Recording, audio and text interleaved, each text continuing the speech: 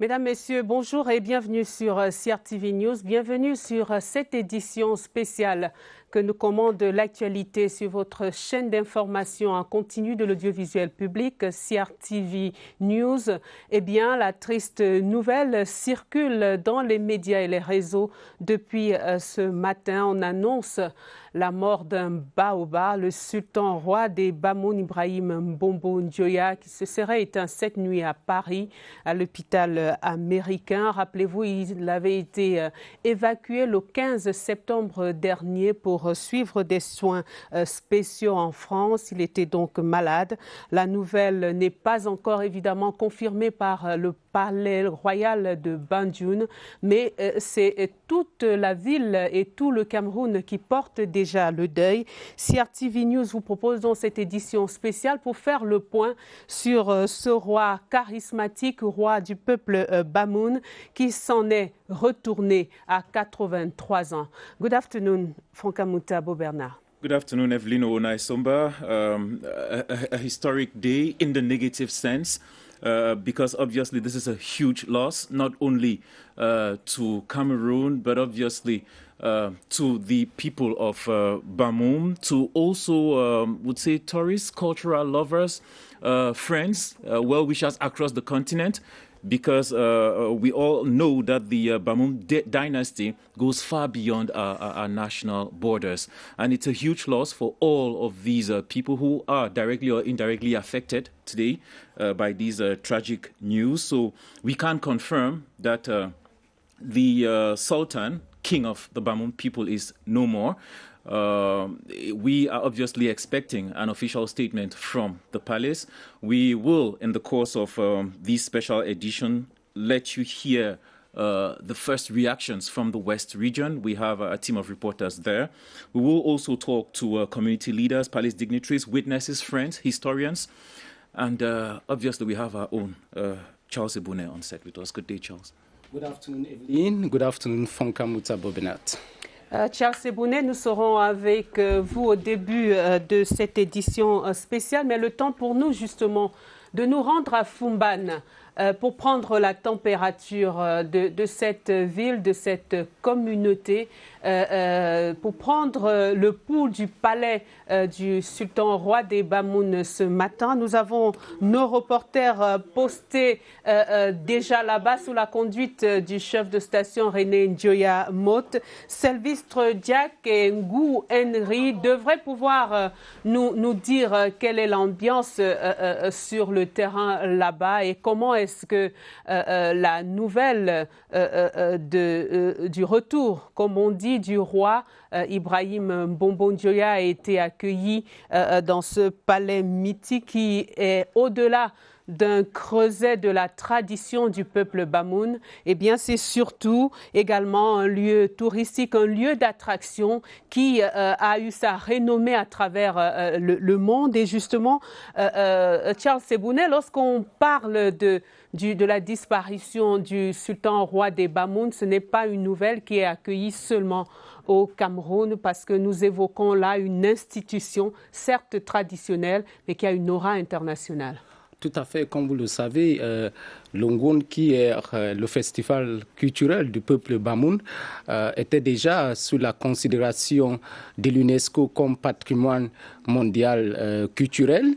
Il faut savoir également que le royaume des Bamoun fait partie de l'une des institutions traditionnelles africaines qui a transcendé l'occupation étrangère. Je parle des Allemands, je parle des Français, je parle des Britanniques. Il faut savoir également que la personne qui était à la tête de cette institution était également un diplomate du Cameroun, deux fois ambassadeur en République de Guinée équatoriale et ambassadeur en Égypte. Donc, il a utilisé les casquettes de diplomate pour vendre également l'image de ce royaume qui avait également le manuscrit, c'est-à-dire son écriture propre, aux traditions du peuple Bamoun. Lorsqu'on parlait de manuscrits Bamoun, on parlait de quelque chose universel comme l'alphabet français, anglais ou bien arabe. Tout à fait, le chomoum. Nous allons y revenir dans un instant. Fanka Mouta Bernard, nous pouvons avoir en ligne nos reporters Sylvestre Jack et Ngou Henry qui se trouvent devant les grilles du palais du roi à Banjul, Fumban. à Fumban, pardon, c'est l'émotion. Nos reporters qui se trouvent devant les grilles du palais royal, justement, et qui vont nous décrire l'ambiance qui prévaut en ce moment même. Bonjour, nous sommes en ce moment précis à l'entrée du palais royal de Fumban. Toutes les portes du palais royal sont fermées. Mais tout autour, il y a une foule immense, comme vous le constatez sans doute derrière moi. À côté du procureur de la République, il y a le préfet du Noun, Donatien Oum, qui sont en train de mettre les scellés sur toutes les autres portes qui ne sont pas encore fermées. Du côté des autorités traditionnelles du palais royal, c'est le silence total. Oui, elles ont l'obligation de garder le silence, car il y a des rites stricts à respecter pour la communication dans ce genre de situation. Il y a aussi la présence des forces de maintien de l'ordre pour maintenir le calme et contenir les populations qui se bousculent au niveau des différentes entrées. Sur les visages, on peut lire facilement la tristesse et l'abattement. Beaucoup sont en larmes. C'est le silence total. Dans la cour, quelques personnes se concertent en petits groupes. Bien qu'il n'y a pas eu d'annonce officielle, le sujet est sur toutes les lèvres. Cependant, on parle à demi-mot, car il ne faut pas violer la tradition qui est ici sacrée. Il y a des personnes compétentes pour annoncer l'endormissement du roi. Depuis la cour du palais royal de Fumban, Sylvestre Jack, CRTV News. So you definitely hear it there. There is a very strategic royal process in terms of announcing the loss of the king, the sultan, and the people obviously are respecting that tradition, that process. We too, definitely. But given the fact that we owe it to you to inform you on what is happening, and we don't want any would say rumors to prosper, we're obliged to break the news to you.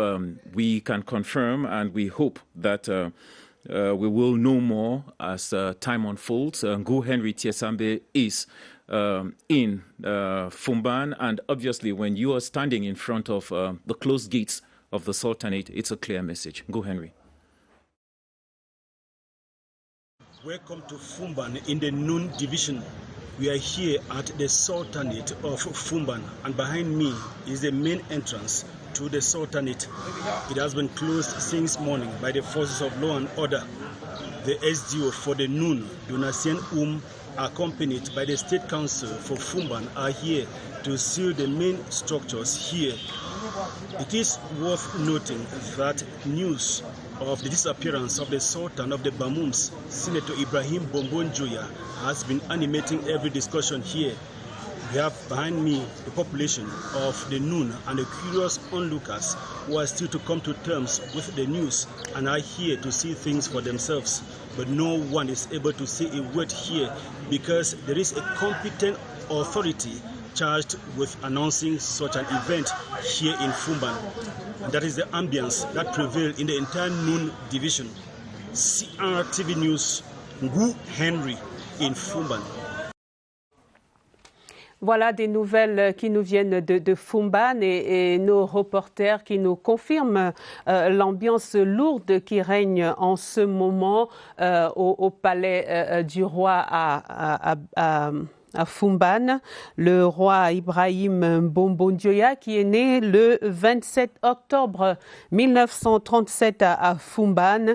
Il s'est retourné donc ce 27 septembre 2021. Il est roi des Bamouns depuis 1992. Il se préparait à fêter l'année prochaine ses 30 ans de règne à la tête de l'un des royaumes, l'une des chefferies traditionnelles les plus plus connus et les plus célèbres du Cameroun. Nous le disions tout à l'heure, Fonkamutabo Bernard, dans nos hésitations à l'annonce franche du décès du sultan roi des Bamoun. C'est en fait une tradition chez les Bamoun. La mort du roi ne s'annonce pas par n'importe qui. Selon la tradition, d'ailleurs, le roi ne meurt pas, il se retourne et cette disparition est annoncée à travers Songwon, qui est donc sa société secrète. Justement, nous allons tenter d'avoir une première réaction. Fonkamutabo Bernard, réaction d'un autre grand dignitaire traditionnel, le Lamido de Garoua, qui se trouve, je crois, en ce moment en séjour dans la ville de Douala, dans la capitale économique, et qui a sans doute appris le décès de son homologue, le roi des Bamoun. Bonjour Majesté, si vous nous écoutez, dites-nous comment est-ce que vous avez appris cette triste nouvelle et comment l'on se sent dans ces moments-là. Mes hommages, madame. C'est une très triste journée. Le Cameroun a perdu un guide, le Cameroun a perdu quelqu'un de très important. C'est une bibliothèque qui s'en va. Le regretté Sultan Ibrahim Bombon-Dioya était pour nous un parent, un exemple pour notre tradition, pour les chefferies traditionnelles. Lors de mon récent intronisation, j'ai échangé avec lui à Yaoundé. Alors, nous avions parlé sur plusieurs aspects, la religion, la tradition, et nous nous apprêtions à prendre beaucoup d'instructions de ce grand homme. Et voilà, aujourd'hui, Allah subhanahu wa ta'ala nous l'a rappelé. Il nous l'a rappelé, c'est le choix de Dieu. Nous allons nous remettre à la décision d'Allah subhanahu wa ta'ala, mais nous sommes très, très attristés. Nous sommes très attristés, c'est un jour très triste au Cameroun. Merci beaucoup, Majesté Ibrahim El Rachidine Lamido de Garoua, pour cette réaction en direct et spontanée sur CRTV News. Quel est le message que vous souhaitez porter au peuple Bamoun aujourd'hui en cette triste circonstance, Majesté? Nous leur adressons nos sincères condoléances. Nous leur demandons de rester très concentrés, de rester très unis et d'accompagner l'âme de Sa Majesté, le Sultan Ibrahim Bombon-Dioya, avec des prières, avec des invocations qui lui sont très importantes en ce moment. Et tout ce que je peux dire, c'est que Allahumma anfir lahum warhamhum. Allah accepte son âme. Alors la volonté d'Allah s'est accomplie sur ce fidèle musulman, Majesté Ibrahim El Rachidine. Le sultan roi des Bamoun était également un dignitaire religieux qui a conduit le peuple de Dieu qui est à Fumban vers les chemins d'Allah. S'il vous fallait, avant de nous quitter, nous dire la principale image que vous garderez finalement du sultan Bombon-Dioya, roi des Bamoun, qui s'en est allé aujourd'hui. Il fallait dire quelque chose. En un seul mot, on ne peut pas dire tout ce que le sultan Ibrahim Bombon-Dioya était, mais c'est tout ce qu'on peut dire, c'est que c'est un exemple. C'est vraiment un guide religieux, un monument. C'est tout ce que je peux dire. Merci infiniment, Majesté. Je crois savoir que vous vous trouvez encore dans la ville de Douala. Vous êtes allé à la rencontre de vos sujets de ce côté-là, dans la capitale économique. C'est là-bas que vous avez appris cette nouvelle? La triste nouvelle, oui. Nous sommes là depuis vendredi pour assister. Nous avions assisté aux funérailles de Sa Majesté le King Dika Akwa. Et nous avions un projet de présentation de la réhabilitation de la grande mosquée de Garoua de Pumpumre qui a pris fin hier au JICAM. Et nous sommes en train de vouloir repartir sur Yaoundé afin de rejoindre Garoua. Nous vous souhaitons un très agréable voyage retour au Lamida de Garoua et nous vous remercions, Majesté, d'avoir pris le temps de réagir de manière spontanée sur les antennes de CRTV News. Sa Majesté Ibrahim El Rachidine, Lamido de Garoua. Merci et acceptez nos sincères condoléances. C'est moi qui vous remercie. J'adresse mes sincères condoléances au peuple Bamoun frère. Merci. Alors, tout à fait. Indeed, Ibrahim El Rashidin, we can only sense his pain at this moment. It's difficult for anybody to say what it means to lose a figure like him. He transcended his community. He transcended our political divides. He transcended our cultural differences, our religious differences. So we can tell, and we will, obviously, I'm sure our viewers will be able to appreciate in the course of this show the full scope and plurality of the figure that we've lost.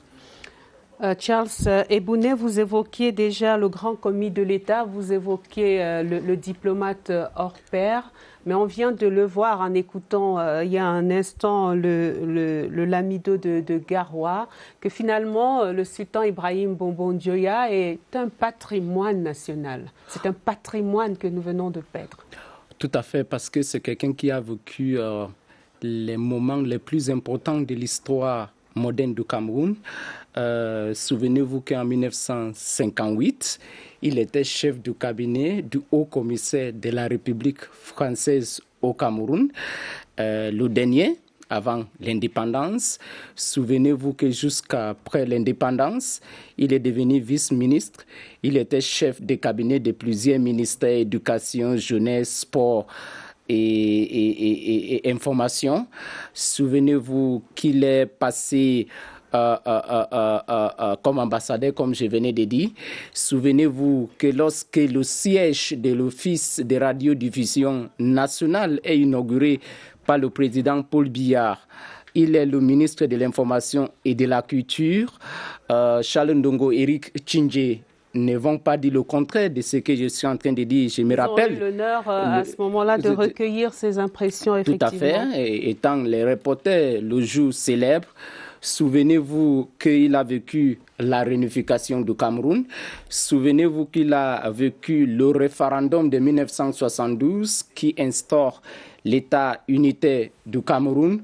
Souvenez-vous qu'il a été intronisé le roi sortant de Bamoun, prenant les rênes de son père. C'était le 10 août 1992 et il a démissionné de ses fonctions au sein du gouvernement alors que pour se consacrer justement à cette lourde charge que lui léguait son père. Souvenez également qu'ils furent l'un des rares Camerounais étant membre du bureau politique de l'ex-l'UNC, la formation politique d'Amadou Ahidjo, les deux formations politiques d'ailleurs qui ont gouverné le Cameroun depuis l'indépendance et la réunification, l'UNC d'abord, et ensuite il était membre du bureau politique du Rassemblement démocratique du peuple camerounais. Dans ce cercle fermé, il y en a 11 simplement sur l'étendue du territoire national. Donc c'était l'une des clés essentielles de la politique nationale camerounaise. Et je pense qu'on va revenir dans les détails d'un moment à l'autre en poursuivant ce plateau Franca Moutabo Benat. Yes, just time for us to note that we have another influential personality in Cameroon and who has, of course, close, would say, ties with the departed. Ekoko Mukete, who is His Royal Highness as well, who has just succeeded from his own deceased dad, and who has, would say, a good understanding of how significant this loss is to not only the family, but also to the community and the nation as a whole. Good day, Your Royal Highness. Thanks for joining us on TRTV News. Yeah, good afternoon. Good afternoon. Thanks for taking me.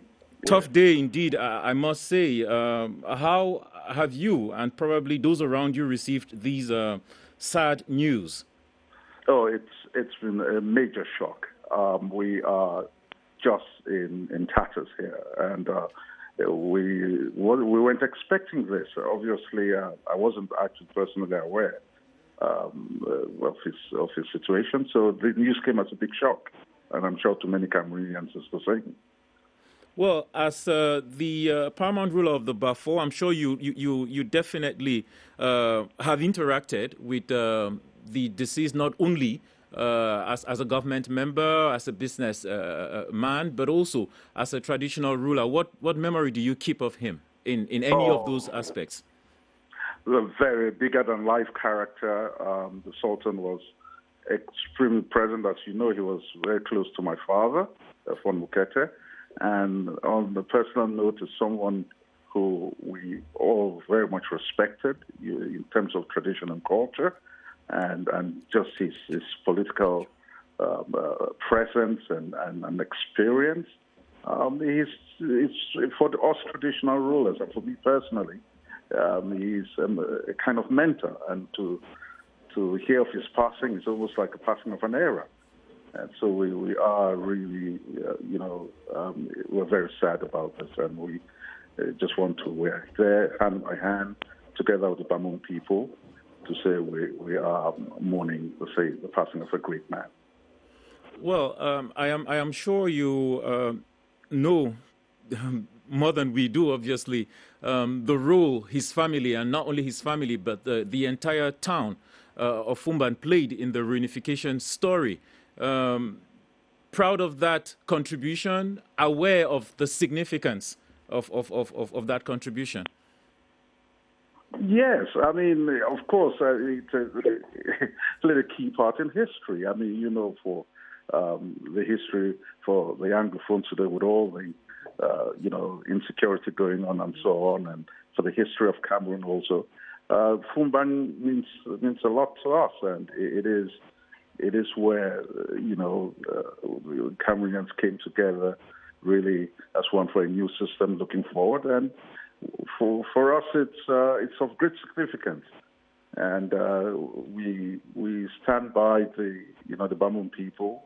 Fumban is it's key not just for traditional rulers but for all of Cameroon, and even today, if you think about when ambassadors come in from the diplomatic side, also I have my diplomatic hat I also wear.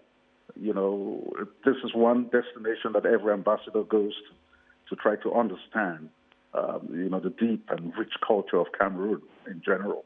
So it's a big one for everyone, and even for the international community. Yes. Chief Ekoko Mukete, merci encore une fois de réagir en direct sur cette édition spéciale sur la CRTV à l'occasion du départ d'un grand homme. Vous l'avez dit, un homme immense à multiples facettes. Je voudrais peut-être encore titiller vos souvenirs d'enfant. Vous l'avez vu sans doute, le sultan roi des Bamoun, aux côtés de votre père, le Chief Mukete, de regretter, qui vous a passé le témoin de cette charge traditionnelle. Comment le voyez-vous enfant? Qu'est-ce que vous retenez de ce grand homme qu'il était aux côtés de votre père, le sultan roi des Bamoun? Il était vraiment un ami de mon père, un grand exemple de réalité. Donc c'est quelque chose qui nous touche énormément. Il était quelqu'un que moi-même je regarde comme un grand exemple, un homme avec multiples expériences, un grand roi qui était dans le gouvernement et tout. Donc, il est au milieu de l'histoire du Cameroun. Donc, c'est quelque chose qui touche tous les Camerounais, pas seulement les chefs traditionnels. Il aurait été d'un grand secours, j'imagine encore. Vous n'aviez pas fini de prendre tous ces conseils sur la manière de diriger une communauté aussi importante que celle des Bafous, dont vous avez la charge désormais.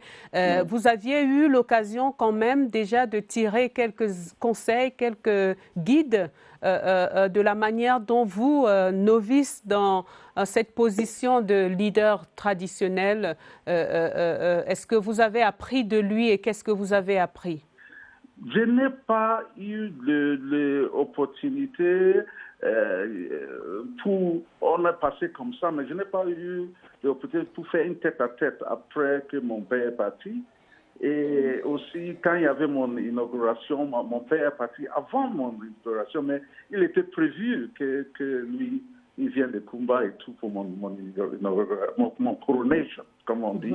Il était prévu, mais avec toutes les choses qui sont arrivées, ce n'est pas arrivé. Donc, pour moi, ça me touche parce que j'avais planifier que je vais faire une tête-à-tête sur ça pour apprendre comment gérer mes papes aussi. Et cette occasion n'est pas arrivée et il est parti comme ça. Donc, c'est vraiment dommage pour moi. Mais je pense qu'il y a beaucoup de l'histoire, il y a beaucoup de documentation et tout que je peux suivre. Et il a laissé beaucoup en l'histoire que nous on peut apprendre. Merci. Well, I must say that politically, he was not only a key member of the former huge political party that led Cameroon, but also of the ruling CPDM party. But I must also say that he faced quite a significant challenge in his own community, coming from the CDU party.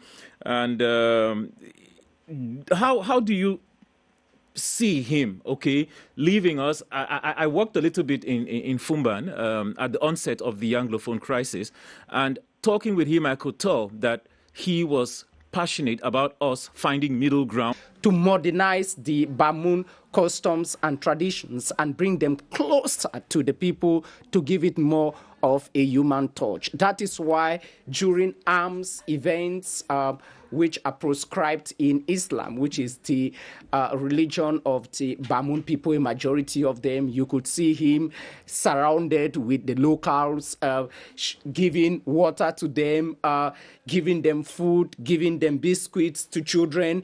That is the kind of image he wanted to hand over to the new monarchical order, which was going to be established to the Bamoun community. Each time he had to journey, to transfer, to move to the next world. But this is equally somebody who worked in the central administration, and if you work in public administration, one of the key principles is to be a servant of the state and a servant of the people. Like I indicated in the French language earlier, he was chief of staff for the last 7 High Commissioner of the French Republic in Cameroon in 1952. As I indicated, he was a Deputy Minister of Sports. As I indicated, he was a Deputy Minister of Information. And I indicated he was a Minister of Territorial Administration. As I indicated, he was Cameroon's ambassador to Egypt. And remarkably, when he was Cameroon's ambassador to Egypt, the first secretary at the Cameroon's embassy in Egypt is the current board chairman of the Cameroon Radio Television, Emmanuel René Sadi, and Minister of Communication. He was a Minister of Information and Culture at one moment. You remember that when the headquarters of the Cameroon Radio Television was inaugurated by President Biya, he was a sitting minister at that time. Eric Chinje, Charles Ndongo, 2 of our nation's greatest journalists, will probably not say the contrary. And when as sitting minister, board chair of CRTV between the 29th of January 1988 to the 12th of January 1989.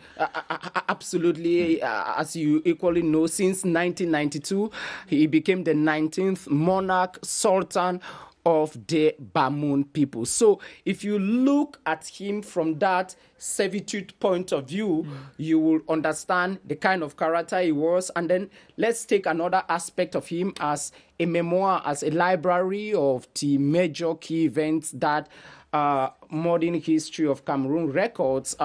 You can talk about the end of colonization, be it the French, be it the British. You can talk about the establishment of the Federal Republic of Cameroon in 1961, 1st October, which is just over the weekend, next week. You can talk about the establishment of a unitary state in 1972. You can talk about the coming simply of the Republic of Cameroon in 1984. You can talk about the political upheavals of the 1990s, the advent of Boko Haram, the separatist insurgency in the northwest and southwest. So all the key events that have shaped Cameroon somehow politically, he is a witness to all of that. So if you go ahead. I was actually talking about the servitude part because when I met him, I could sense all the royal respect and, regalia around him. But when he came out, you could actually see his first gesture was to smile and reassure us, and be like, yes, and be like, you can come closer, let's have a chat. You see? So you can really tell that this is someone who was simple and humble. Absolutely, because, as I said, he had received education. But beyond all of that, when you have had a lot in your life, and as a leader, you must always have this tendency of instilling hope and a brighter future to your community. I can remember when the president of the International Olympic Committee came to Cameroon, Thomas Bach, about 2 years ago. I was part of the coverage team. He was so involved in the Olympic movement. And when Sultan Ibrahim Bombo Njoya saw me from a distance, he called Professor Jacques Tabi Manga and said that Sepacha Osebune là-bas, l'homme de tous les ambassadeurs, people should call him to come. So he had to come out from his car with all his royalty, not far from CRTV here, stepped out of the car to greet me and to discuss. So the same memory you have of him is the same memory I will have of him. It's the same memory our senior colleague journalist Eric Benjamin Lamé will have of him. It's the same memory shared a while ago by Mfon Ekoko Mokete, the paramount ruler of the Bafors. This is somebody who reduced the sophisticated Bamoun sultanate, brought it to the simplest form for everybody to access it. Humanized it more. Humanized it, absolutely. So that people should understand that you can be the epitome, the symbol, the figurehead of this sophisticated history of this, the heir to all these customs and traditions of so many years. Don't forget that he was the 19th sultan of the Bamoun people, starting from the years of Share Yen, passing from the princess Ngungure.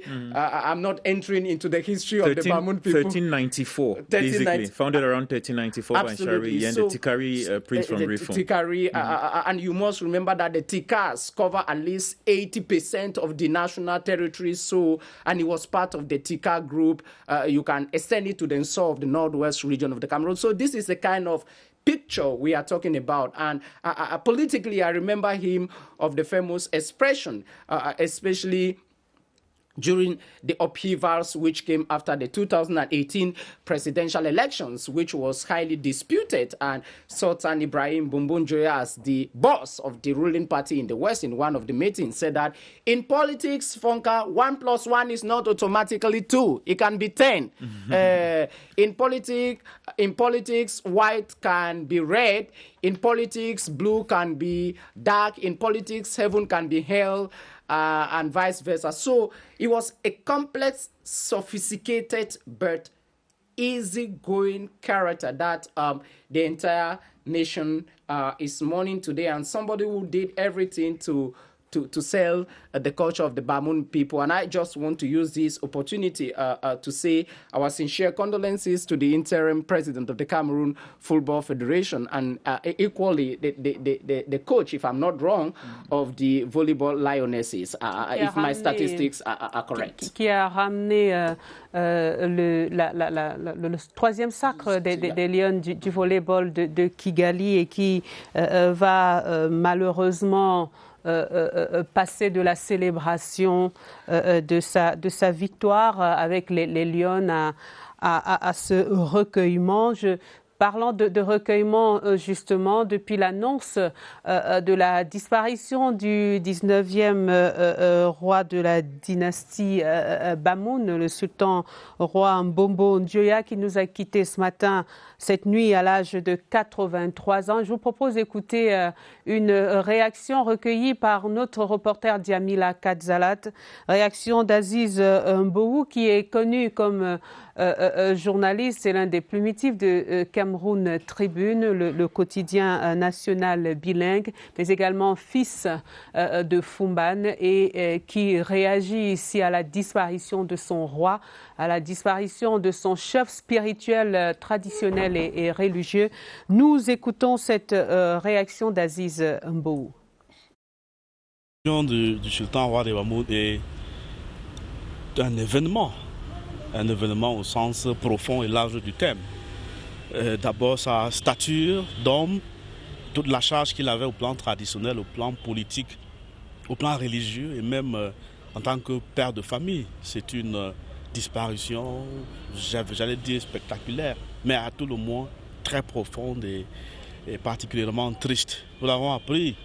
C'est vrai qu'il y a des signes précurseurs qui laissaient croire qu'il passait carrément ces derniers moments.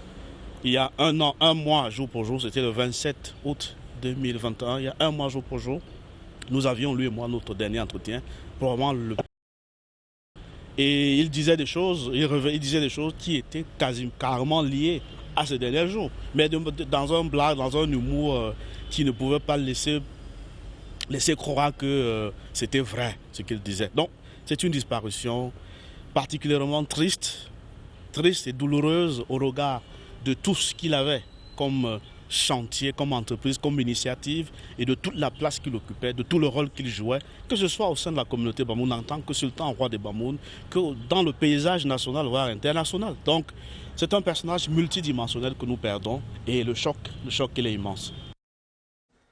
Voilà, merci beaucoup pour cette réaction à chaud. D'autres fils Bamoun, d'autres sujets de Sa Majesté sont évidemment tenus par le secret de leur rang. Nous pensons très fort en ce moment à Éric Benjamin Lamère, un d'Enji au Palais Royal, qui est tenu au silence et à la réserve à l'annonce d'une disparition comme celle du sultan roi des Bamoun. Nous pensons également à monsieur le ministre Zakariou Njoya, ministre délégué au transport, qui lui aussi doit observer cette réserve prescrite par la pratique et la tradition des peuples Bamoun en ces moments de grande tristesse. Ils sont nombreux par-delà le Cameroun et par-delà le monde qui pleure en silence aujourd'hui le départ de ce grand homme, Ibrahim Mbombo Njoya. Charles Ebouné nous a permis de repasser un peu sa trajectoire d'homme spirituel, d'homme d'État, de leader religieux, alors que vous pouvez voir en images les images prises il y a quelques instants seulement par nos reporters. Vous voyez l'entrée de la ville de Foumban, cette ville frappée en plein cœur par le décès de son monarque, né le 27 octobre 1937 à Foumban et mort ce 27 septembre 2021, sultan roi des Bamoun depuis le 10 mai 1992. Il courait donc vers sa 30e année de règne sur ce peuple riche de culture et de tradition. Je voudrais vous proposer de faire un petit arrêt portrait pour revoir avec Nadège Mbaïma, revoir le parcours de cet homme que le Cameroun perd. Portrait d'Ibrahim Mbombo Njoya, le roi des Bamoun, dans ces clichés sélectionnés et commentés pour nous par Nadège Mbaïma.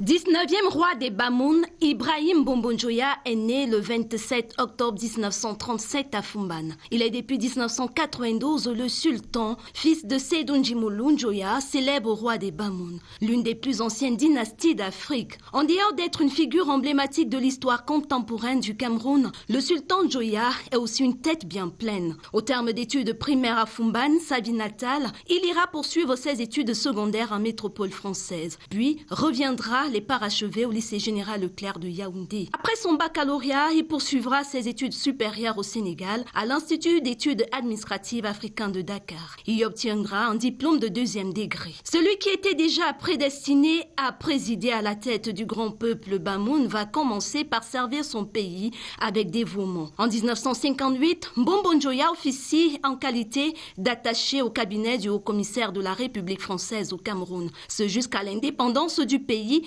en 1960. De 1960 à 1962, il occupera tour à tour les fonctions de chef de cabinet du secrétaire d'État à la présidence de la République, chargé de l'information. Chef de cabinet du ministre des Forces armées, enfin directeur de cabinet du ministre des Forces armées. Par la suite, il est nommé commissaire général à la jeunesse, au sport et à l'éducation populaire. 3 ans plus tard, le 25 mai 1965, il fera son entrée au gouvernement en qualité de ministre adjoint de l'éducation, de la jeunesse et de la culture. 5 ans plus tard, il sera nommé ambassadeur du Cameroun en Guinée équatoriale le 31 juillet 1970, puis ambassadeur du Cameroun en Égypte jusqu'en 81. Le 4 décembre 1981, il est nommé vice-ministre des Affaires étrangères par le président Amadou Ahidjo. 34 jours plus tard, le 7 janvier 1982, il devient ministre de la Jeunesse et des Sports. Commence alors une carrière ministérielle ininterrompue qui le portera sous la présidence de Paul Biya aux fonctions de ministre de l'Information et de la Culture du 21 novembre 1986 au 16 mai 1988. Ministre de l'administration territoriale du 16 mai 1988 au 7 septembre 1990. De nouveau ministre de la Jeunesse et des Sports dès le 7 septembre 1990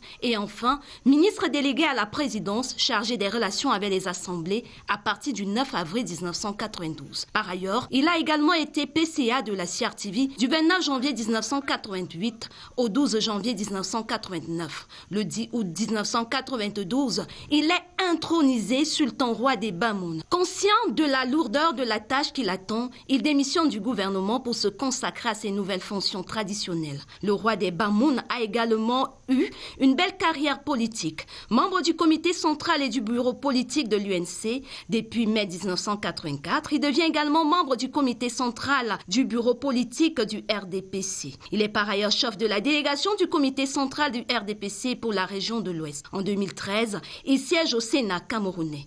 Le roi est mort, vive le roi.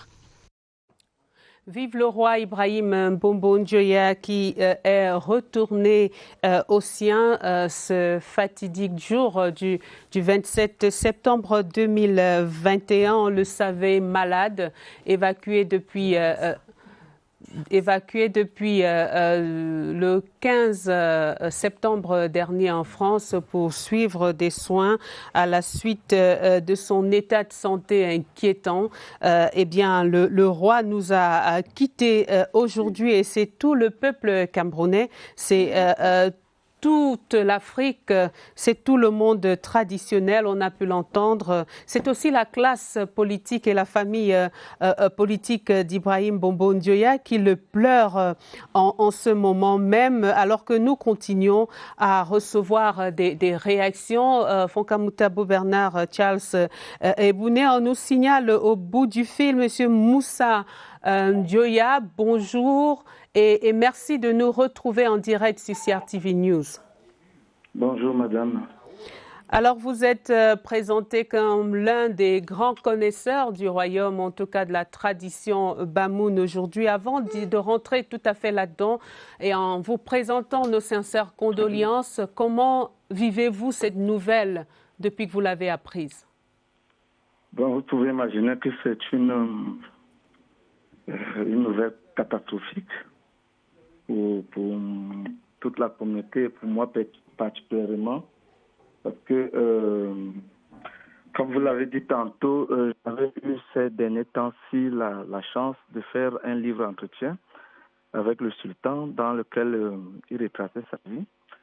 Et justement, lors de son dernier séjour à Yaoundé, on parlait de la dédicace et de l'inauguration de ce qu'il présentait comme étant l'œuvre de sa vie, à savoir le musée des rois Bamoun qu'il a construit.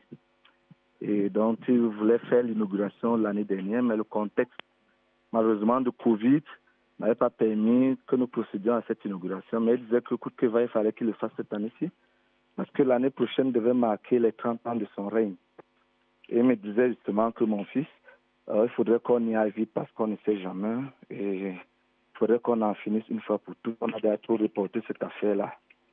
Et il était en pourparlers seulement avec la présidente de la République pour les modalités liées à la représentation, à la présence du chef de l'État, qui était son ami, et qui l'avait éventuellement aidé dans la construction de ces musées-là. Donc, c'est c'est une nouvelle d'autant plus catastrophique qu'elle était plus ou moins inattendue. Parce que le week-end, j'ai appelé, on m'a dit que la chose s'était stabilisée et que si tout allait bien, peut-être dans les 2-3 prochaines semaines, il pouvait revenir et que ça allait pour le mieux. On pouvait s'attendre à des situations beaucoup plus améliorées de sa part cette semaine-ci. Donc, apparemment, Monsieur Moussa Ndioya, on comprend votre émotion et votre tristesse. Vous parliez de la belle amitié qu'il y ait le président de la République, Paul Biya, au sultan roi des Bamoun. J'indique simplement que c'est lui, le président de la République, dans la discrétion qui lui est connue, qui a ordonné l'évacuation sanitaire du sultan roi des Bamoun le 15 septembre dernier et a prescrit toutes les mesures nécessaires pour sa prise en charge à l'hôpital américain de Paris. C'est donc aussi pour le président de la République, le chef de l'État, un moment de grande tristesse que l'annonce de ce départ que vous dites inattendu. Effectivement, quelques nouvelles que nous avons pu avoir de manière informelle nous rassuraient de l'état de santé du sultan roi des Bamoun jusqu'à l'annonce de son décès. Je rappelle le titre du livre Entretien que vous avez publié, Moussa Ndioya, le titre du livre, Ibrahim Mbombo Ndioya, le Cameroun, les Bamoun et moi. J'imagine comme ça, je n'ai pas encore eu la chance de le lire, cet ouvrage, que vous avez eu là de belles confidences et de grands moments de la vie de notre pays au cours de ce livre Entretien. Oui, c'était à travers cet ouvrage, justement, une bonne partie de l'histoire politique du Cameroun qui était retracée. Et la décision de faire cet ouvrage-là avait été prise en... Allô? Nous vous écoutons, vous êtes en direct sur CRTV News, Monsieur Ndioya. Je disais que la décision de faire cet ouvrage-là avait été prise en 2017 parce que ça marquait les 25 ans de son règne sur le trône de Charayan et il me disait qu'il était temps de laisser des traces parce que beaucoup trop de grandes personnes sont parties dans l'histoire du Cameroun sans avoir laissé leur propre version de l'histoire, ce qui avait souvent donné lieu à des confusions postérieures. Et nous avions fait cet ouvrage-là pendant près d'un an. Il avait fait montre d'une disponibilité incroyable. Je me rappelle, il y a eu un moment où, lors de nos entretiens, nous étions tout le temps perturbés dans le palais de Fumban. Il avait demandé qu'on réaménage le palais de Nkunja, qui est en Koutaba, derrière l'aéroport de Koutaba. Et nous y étions allés, on a passé près de 4 jours là-bas. Et ça faisait près de 17 ans qu'il n'y avait pas mis les pieds. Et on a eu le temps de reparcourir son histoire personnelle, l'histoire du Cameroun, et de lever certains équivoques. Parlant justement du chef de l'État, beaucoup ne savaient pas, il me racontait comment il avait accueilli pour la première fois quand le chef d'État avait été affecté au ministère de l'Éducation, de la Jeunesse, des Sports et de l'Éducation populaire, où il était vice-ministre du ministre Etiki Mboumoua, qui nous a également quittés il y a quelque temps. Donc, on est revenu sur ça, le socle de leur amitié, la raison du respect mutuel qui existait entre les deux personnalités. Et justement, il m'expliquait pourquoi est-ce que il avait pris la position qui était la sienne lors de la transition en 1982-83 avec les turbulences que le pays a connues jusqu'en 1984. Bref, c'était des moments de confidence, vous imaginez bien, et il y a un certain nombre de choses qui avaient été dites off the record, et vous êtes journaliste, vous comprenez ce que je veux dire, et des choses qui avaient été dites on the record, mais l'essentiel est là. Et je me dis que même si nous n'avons pas eu cette cérémonie d'éducation officielle, c'est une extrême chance que nous avons eue de pouvoir avoir cette dernière, ce qui apparaît aujourd'hui comme les dernières confidences de Sa Majesté Sultan Roi des Bamoun, qui est désormais défunt. Alors, cet échange et surtout ces 4 jours passés dans l'intimité du Sultan Roi des Bamoun, j'imagine, vous venez de le dire, vous n'avez pas tout transcrit dans cet ouvrage, dans ce livre Entretien, mais Quel est l'homme que vous avez connu au-delà de l'homme d'État, au-delà du mastodonte traditionnel, de cette immense figure politique?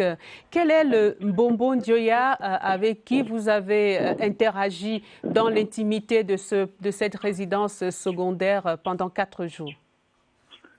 Oui, pas seulement pendant 4 jours, mais tout le temps que je l'ai connu, j'ai été marqué par une seule chose, tout le monde peut le dire et consort, l'humanisme et l'humanité de l'homme.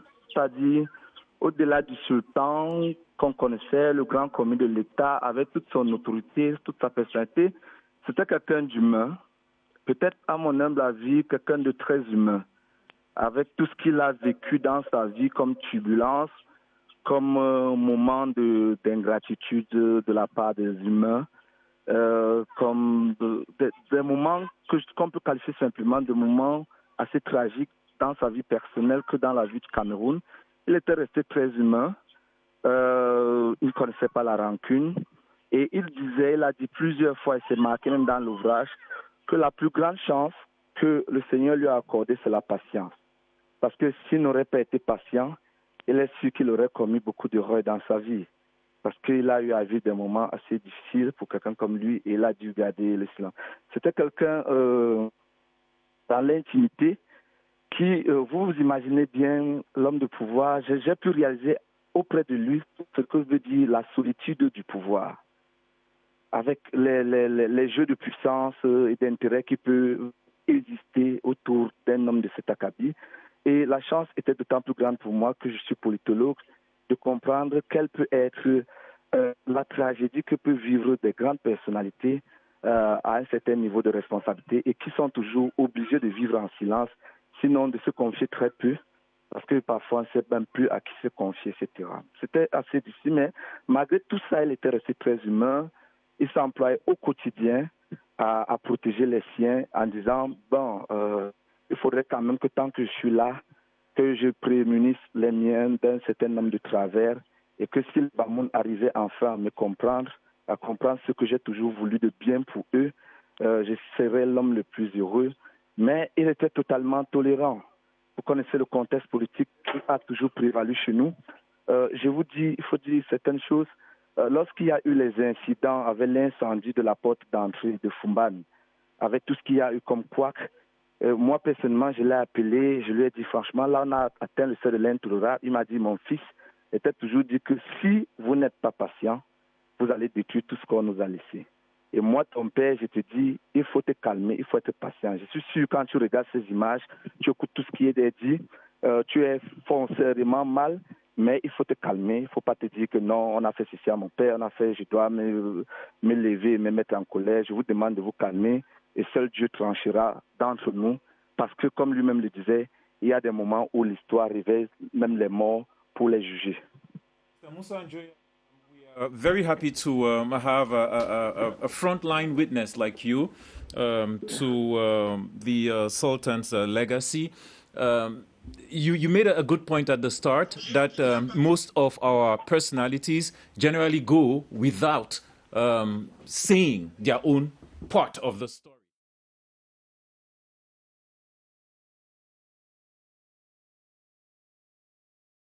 We now know more or less what the Sultan felt on most of these controversial and hot issues.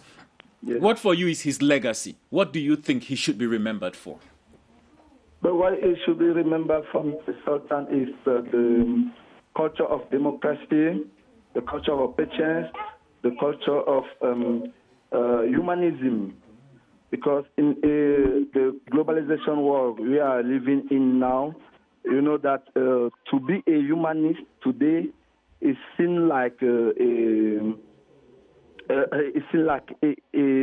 what can I say, like a weak. So you, hello? Mm-hmm. Hello? Yes, we can hear you. Go on. Yes, I think that is most important that for us, the youth generation, to understand that the human being is the central thing between us and between all all our fights every day for economic, political, and social positions, we should put human first. And it's what he say in the major national dialogue, say that all the Cameroonians should put together to solve the situation in the Nozo and to see how to build a better Cameroonian for the future generations. Beyond their own generation and the now generation. Well, thank you very much, Mr. Musa Njoya, for your contribution. Thank you for your work, which is something that generations of Cameroonians would be able to refer to whenever studying the history of the Bamoun people and its 19th Sultan. Thank you very much for taking off time to do that. It is important, and we do think that we should have many more of such books on our key personalities. Merci infiniment et à nouveau toutes nos sincères condoléances. Je retiens de ce que M. Musa Njoya vient de dire, Charles Ebouné, cet appel à la patience, cet appel à la pondération du sultan roi des Bamoun envers la jeunesse un peu impatiente d'aujourd'hui. On l'a vu sur le terrain politique, on l'a vu même le sultan être défié littéralement par certains de ces sujets, mais on l'a vu à chaque fois, au nom de cette grandeur qui le caractérisait, faire montre de tolérance et de compréhension. En ce moment où le parti auquel il appartenait, dans lequel il siégeait, au comité central et au bureau politique, Charles Ebouné, en ce moment où le RDPC est en pleine révision de son sommier politique, on peut dire que la pondération et la patience du sultan roi des Bamoun auraient été bien utiles en ce moment. C'était extrêmement nécessaire. Lorsque vous écoutez ce que nos interlocuteurs viennent de dire, Ibrahim Bombon Njoya était en quelque sorte monsieur communication du Cameroun. Donc, il a pris les reculs pendant les années, imaginez depuis 1960, date des indépendances. Il travaille dans le domaine de la communication officielle, la communication non officielle, la communication du royaume, la communication internationale, la communication nationale. Plusieurs fois ministre de la communication et même avec l'avènement des réseaux sociaux, vous avez constaté. Je disais, il y a un moment, après les élections présidentielles de 2018, il y a eu certaines attaques contre le sultan lui-même, son image dans les réseaux sociaux, le royaume, comment les gens ont attaqué ses idées, l'ont opposé, l'ont insulté. Le sultan n'a pas réagi. Comme je le disais, c'est le monsieur communication du Cameroun et il a travaillé avec un autre monsieur qui a pris le silence comme un élément important de communication culturelle, de communication politique, de laisser le temps gérer certaines situations. Il ne faut pas réagir immédiatement lorsqu'il y a les situations. Je parle du président de la République, Paul Biya, et tous ont travaillé au ministère de l'Éducation à l'époque lorsque le fameux Aurélien Etekimbomoa était ministre.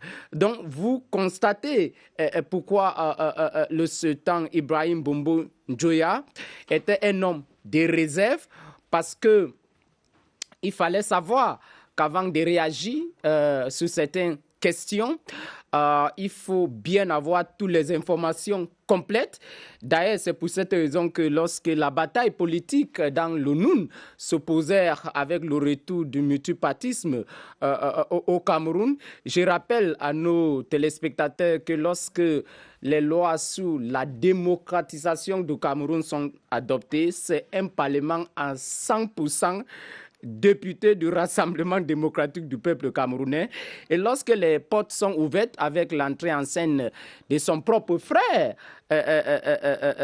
l'ancien diplomate et directeur de l'IRIC, Njoya également, il observait beaucoup avant de réagir pour ne pas entrer dans la tentation politique, de ne pas entrer dans le populisme politique, de ne pas entrer dans ce que les barons du RDPC, que lui-même faisait partie, vont appeler la tentation de réagir et conduire le Cameroun à une destination que personne ne pouvait pas imaginer.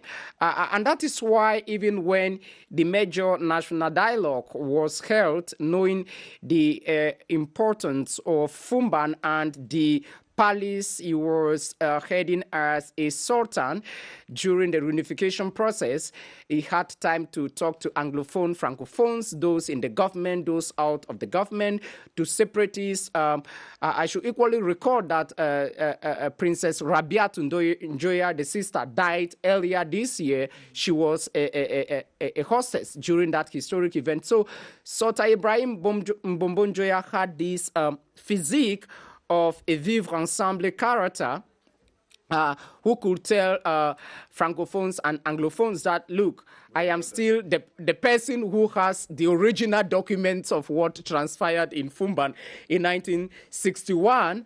And so let us sit on the table, discuss our differences. There have been mistakes over the years, and he expressed that in the various commissions that were established during the major national dialogue, and that is why he just like Fon V. Mokete took part in the major national dialogue and others. So apart from being the political figure we know, apart from resisting the temptations of easy reaction, this is a character that was quite reserved. Like I said in English, he can be called reasonably as the communication man of Cameroon since independence, because he worked in that domain for a very long period. And before the Sultan could talk, you must make sure that all what you have respects your spiritual canons, respects your political engagements, and of course respects the secrets of the chiefdom or the sultanate or the fondom you are heading, Fonka.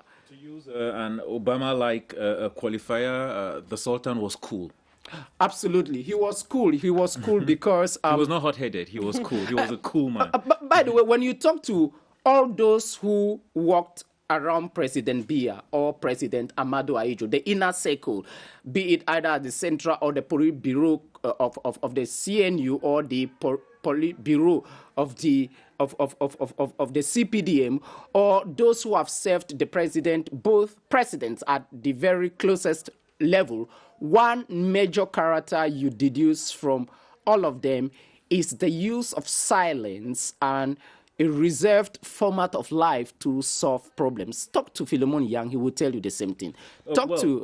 Let's remind our viewers, for those who are just joining us, that you're watching a special edition on CRTV News, the all-news digital channel of the Cameroon Radio Television. We've been airing this program, this special edition, since 2 p.m., just hours after we learned of the tragic passing of the Sultan of the Bamum people, Sultan Ibrahim Mbombo Njoya, at the age of 83 years, 11 months, roughly 7 days. It is a huge loss. It is a tragic loss, and we cannot, in just one sitting, tell you everything that he represents to different people. But stay on CRTV News, stay on CRTV web. We will be bringing you reactions as we get them. We will, of course, try to explain to you the circumstances surrounding this loss. And obviously, we will love to tell you what will happen next, because that is also a huge part of this conversation. Who? Et nous avons évidemment toutes les oreilles tendues vers Fumban. Vous venez de le dire, Fonkamouta Beau-Bernard, la ville qui porte le deuil depuis ce matin. Nous avons appris de nos informateurs que le sultanat se prépare à faire une communication officielle. Nous espérons la voir en direct sur CRTV News dans cette édition spéciale pour la partager et la découvrir en même temps que vous.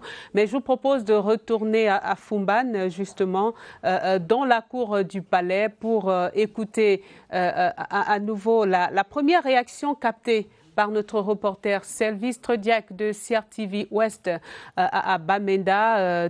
CRTV Ouest, à Bafoussam, qui CRTV Ouest à Bafoussam, qui s'est déporté à Foumban dès l'annonce de cette triste nouvelle, en même temps que le chef de station René Ndjoya Motte, qui lui aussi est attristé par le départ de son sultan. Alors Sylvestre Diack nous fait revivre l'ambiance à leur arrivée au palais de Foumban.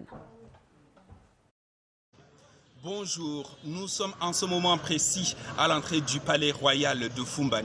Toutes les portes du palais royal sont fermées. Mais tout autour, il y a une foule immense, comme vous le constatez sans doute derrière moi.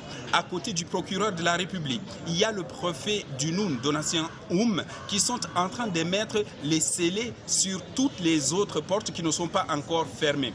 Du côté des autorités traditionnelles du palais royal, c'est le silence total. Oui, elles ont l'obligation de garder le silence, car il y a des rites stricts à respecter pour la communication dans ce genre de situation. Il y a aussi la présence des forces de maintien de l'ordre pour maintenir le calme et contenir les populations qui se bousculent au niveau des différentes entrées. Sur les visages, on peut lire facilement la tristesse et l'abattement. Beaucoup sont en larmes. C'est le silence total. Dans la cour, quelques personnes se concertent en petits groupes. Bien qu'il n'y a pas eu d'annonce officielle, le sujet est sur toutes les lèvres. Cependant, on parle à demi-mot, car il ne faut pas violer la tradition qui est ici sacrée. Il y a des personnes compétentes pour annoncer l'endormissement du roi. Depuis la cour du palais royal de Foumban, Sylvestre Diack, CRTV News.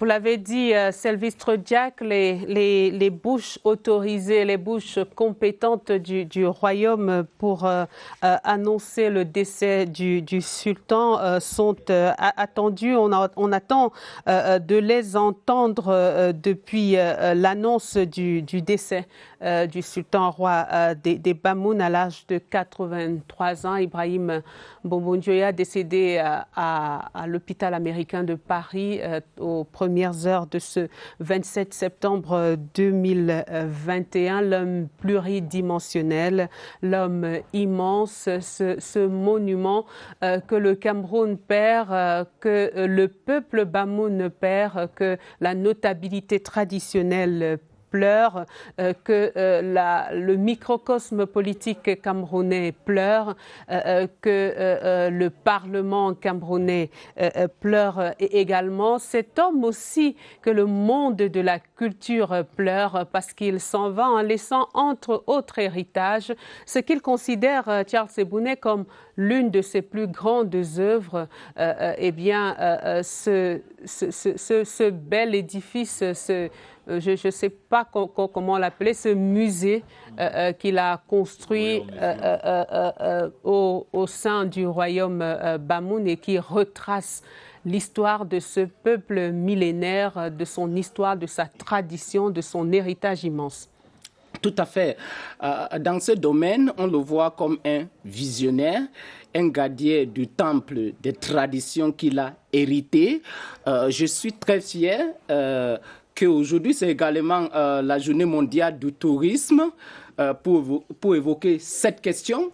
Comme vous le savez très bien, le musée du peuple Bamoun à Foumban, qui est un résumé de l'histoire, de l'architecture, de la peinture, de l'écriture, de la langue du peuple Bamoun, est l'une des destinations touristiques du Cameroun que les visiteurs, ceux qui participeront à la prochaine CAN, auront la possibilité de visiter l'histoire de ce peuple qui est bien conservé. Et je vous rappelle que le palais royal elle-même, dans sa nature qui a traversé les siècles, représente, quand vous pouvez aller à New York ou bien à Washington ou bien à Maryland, retrouver les traces de l'esclavagisme et autre chose qui rappelle l'histoire originale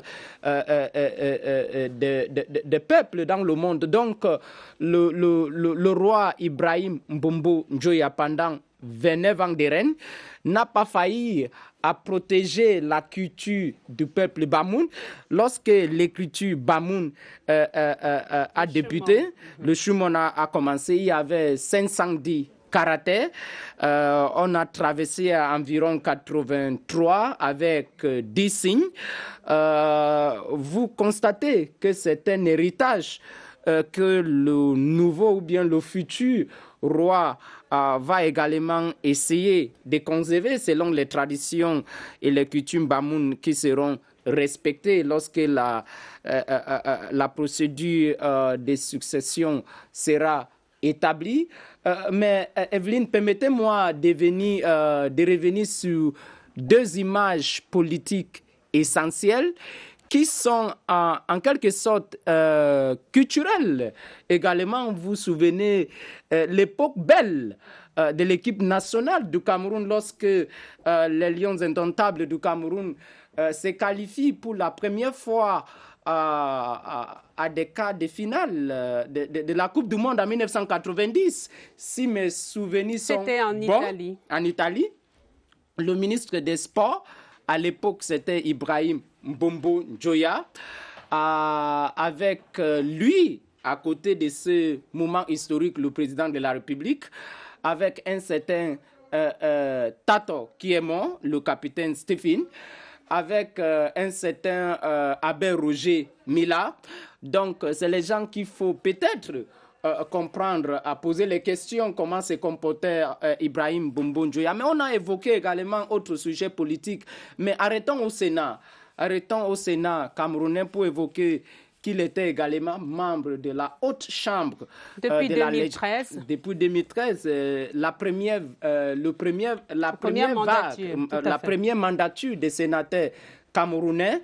Et il faut également évoquer qu'avant de devenir sénateur, à un moment dans sa vie, il fut ministre délégué à la présidence de la République chargé des relations avec les assemblées. Cette fonction lui permettait déjà 1992, tout à fait, lui donnait l'idée de comment la navette parlementaire pouvait exister dans un système bicaméral que nous assistons aujourd'hui. Donc, c'est un monsieur qui a vu la vie politique camerounaise complète, étudiant, ministre, chef de cabinet, chef traditionnel, sénateur, ambassadeur. Je pense que lorsque les représentants... Charles et Bounet, sans vous couper, le leader religieux également qui est célébré. Je vous propose de faire un tour du côté de la briqueterie, du quartier briqueterie à Yaoundé, où se trouve concentrée une forte communauté Bamoun, de musulmans Bamoun. Notre reporter Aboubacar Abo s'est rendu là-bas évidemment pour recueillir les premières réactions. On imagine la peine et la désolation qui se dégagent alors que toute la communauté est frappée en plein cœur, alors que le leader spirituel, religieux et traditionnel a été rappelé et s'en est retourné vers les siens. Le reportage d'Aboubacar Abo en direct du quartier briqueterie à Yaoundé. L'annonce ici est celle de l'imam après la prière de 13h à la mosquée Mbombo-Njoya de la briqueterie. Une annonce qui résonne depuis l'au-delà, voilà déjà quelques heures. Le sultan roi des Bamoun, homme multidimensionnel, s'en est allé au bout d'une vie plutôt bien remplie. Pour la communauté Bamoun, c'est une fin plutôt brusque. C'est une triste nouvelle pour nous. Vraiment, le département du Noum est très très touché. Par rapport à la nouvelle, on ne peut rien faire. Tout ce qui se passe là, c'est le temps. Et mes condoléances à la grande famille et mes condoléances à tout le peuple camerounais. J'ai lâché des poules depuis. Je ne sais pas quoi vous dire, parce que le peuple Bamoun est en deuil, vraiment en deuil. Ce jour sera un jour inoubliable chez les Bamoun. Loin des couloirs du royaume, il ne s'éloignait jamais de la gestion de la cité. C'est un père qu'on est ensemble avec lui. Tout ce qu'on veut, on fait ensemble avec lui. Tout ce qu'on demande, on nous fait des gestes de certains trucs dans la tête. Et des fois, nous donnons certains cadeaux même qu'on refuse. Il dit, prenez. Mais aujourd'hui, là où en sommes-nous? Aujourd'hui, des partis nous aident ici. Nous sommes tellement très mauvais dans notre cœur. On va faire comment c'est arrivé, c'est le temps. Chacun a son temps. Le sultanat de Bamoun est donc orphelin. La nouvelle parcourt le Cameroun, l'Afrique et le monde, telle une onde de choc. Un haut serviteur public devenu l'une des notabilités traditionnelles les plus capées du pays, d'où ce cordon de sécurité dressé par les forces de maintien de l'ordre autour de la chefferie traditionnelle Bamoun de Yaoundé. L'habit du deuil que porte la communauté Bamoun, que porte le Cameroun tout entier. Ibrahim Bombo Ndjoya, sultan roi des Bamoun, s'en est allé aux premières heures de ce 27 septembre 2021 à l'hôpital américain de Paris des suites de maladie. Il avait 83 ans.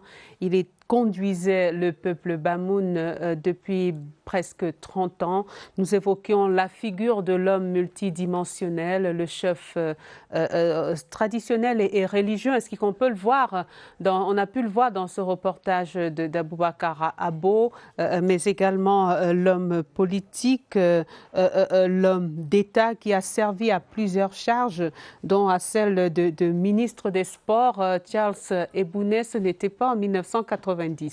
Absolument, parce que lorsque les Lions indomptables du Cameroun jouent le fameux match historique, un certain Joseph Fofé était ministre des Sports et de la Jeunesse à l'époque. Et j'évoquais là la vie d'un sénateur. Le Sénat qu'on a vu ces derniers temps a contribué énormément dans l'évolution politique et l'architecture. De compléter rapidement sur le parcours d'Ibrahim Bombo Ndjoya en lien avec le sport. Rappelez que c'est par le sport qu'il effectue son entrée au gouvernement pour la première fois le 25 mai 1965. Il fait son entrée au gouvernement. Il est nommé comme ministre adjoint de l'éducation, de la jeunesse et de la culture. Tout à fait. And I was saying that he's the communication man of Cameroon. He's the culture man of Cameroon. Since the 1960s, all that has to do with culture, all that has to do with information, all that has to do with communication, all that has to do with tourism. Ibrahim Bombo Ndjoya, as a schooled individual, has been at the center of all those processes. Funka Muta Bobenat. But this is equally somebody, like I said earlier, but just to extend the discussion, who was a symbol of national unity and living together. You can see during the Ngondo Festival in Douala last year, he was there. You could see during the meetings of Northwest, Southwest funds and chiefs, you would see him there when the Muslim clerics and leaders are having their meetings, partially because of the religious aspect. You equally see him there when there are major national cultural festivals. He will be present when there are events out of the country which had to do with marketing the image of Cameroon, branding the country as a force to reckon with in the cultural world. He will equally be there. But more importantly, as an ambassador, the first mission of an ambassador in a foreign land is to market your country. And for you to market your country, you must sell the cultural, the artistic, the historical, the administrative, and the flora and fauna of your country. And while he was in Equatorial Guinea, while he was in Egypt, a land of the pharaohs, and I'm sure he didn't fail to tell the people that this is the land of the indomitable lions of Cameroon, that this is the land, the only country in Africa where English and French are the official languages, and in that level we had enormous advantages to market Cameroon as a land where those who don't speak French can get French speakers from Cameroon or vice versa. Evelyne? Oui, Charles Ebouné, on nous signale en direct une autre réaction d'une importante figure de la vie nationale, le directeur général du Fonds national de l'emploi, M. Camille Mouté Abidias, que nous avons en ligne en direct sur CRTV News. Bonjour, monsieur le directeur général, et merci de nous rejoindre sur CRTV News. J'imagine la douleur et la perte depuis l'annonce de cette nouvelle. Elle est très grande, elle est extrême, la tristesse, sur plusieurs plans. sens. D'abord, sur le plan personnel, c'est un grand frère, un aîné qui s'en va, mais vraiment un aîné. Sur le plan du Mbam, en général, tout le Mbam pleure. Parce que, comme vous le savez, nous sommes des frères et nous nous retrouvions à toutes les occasions, soit du Ngwen, soit de Mbamba, pour partager le gâteau entre les trois frères, c'est-à-dire Nchare, qui le représentait, Pomban, que nous sommes le Mbam, et Nson, Gonso, qui sont donc des Banso. Donc, c'est une grande perte pour nous, les Mbamois. C'est une grande tristesse et une grosse perte pour le Cameroun, parce que vous savez très bien que c'est un personnage d'une dimension nationale, et voire même internationale, parce qu'il est dans les combats des années 60, et c'est quelqu'un qui a été d'une honnêteté, d'une fidélité sans faille, un homme d'État, puisque voilà une grosse personnalité comme celle-là qui a travaillé avec les deux présidents de la République du Cameroun, le premier et le deuxième, sans aucun problème. Je voudrais revenir, Camille Mouté, à Abdias, revenir un peu sur cet héritage Tikar que vous partagez en commun avec le peuple Bamoun, vous, représentant de la notabilité du Mbam, Bafia, notamment avec le Mbam Art que vous organisez chaque année et qui promeut et célèbre la culture du Mbam, les Tombans, donc les Nso de Ngonso, qui sont donc les trois frères Tikar qui sont descendus du plateau pour aller à la conquête des plaines. Cette histoire est une histoire qui est connue de tous ces trois peuples-là qui partagent donc cet héritage commun. Il était pour vous le guide, j'imagine, étant le plus ancien et étant celui qui a réussi à conserver au sein de cet héritage multiple Tikar, celui qui a pu conserver la grande respectabilité de cette tradition. Racontez-nous ce que vous avez appris de lui, de l'homme qui préservait cette tradition. Écoutez, avant de parler de l'homme, parce que nous partons du royaume Boum. Donc, du royaume Boum où il y a eu des problèmes et notre mère qui s'appelait Witeng va donc descendre avec tout ce qui était affilié à lui, à elle. Et c'est elle qui est à l'origine de notre peuple Tikar.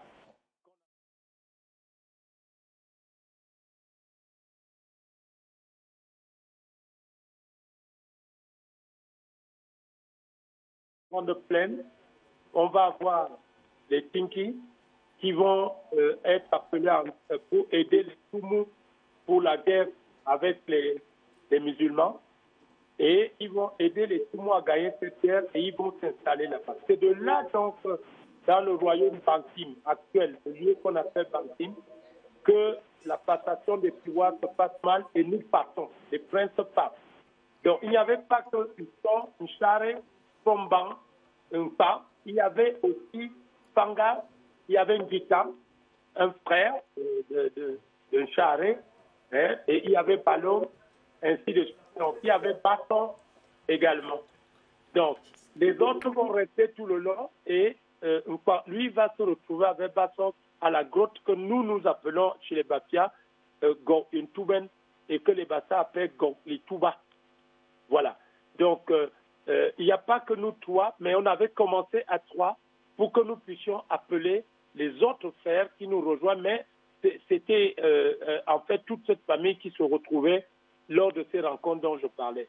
Effectivement, Nchare, que représentait donc le père Mbombo Njoya, Nchare a conservé les vestiges du départ. Donc, depuis le XIIIe siècle, on trouve les vestiges de cette grande civilisation Tikar.